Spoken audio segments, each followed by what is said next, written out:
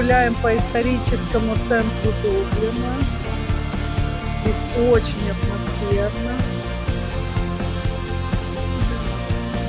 Такие пабики, живая музыка, такие очень улочки, малые восторги, где каждая постройка дышит историей.